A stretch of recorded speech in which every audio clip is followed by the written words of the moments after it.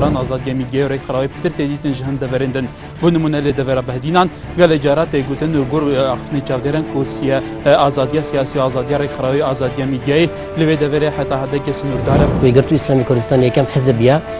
کو بیا قربانی آزادی سیاسی کو بارگاه تو هر نسو کنو 4 شهید دانو و 2011 همان سیناریو دوباره بیا و کو بارگاه له نسو دما 187,000 مری دنگ بدن دما 200,000 کرد در و دنگ بدن دما 300,000 ناو دوباره و سه باره هبن دما 100,000 ناو کرد سوریه له هبن پارتی به منهجی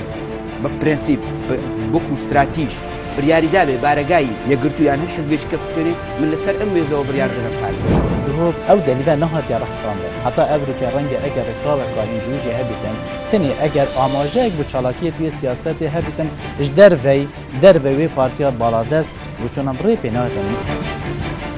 هەڵبژاردن ئەم شەو کاتژمێر 8:05 لە ئێن ئاڵتی و پێشکەشتان دەکرێت.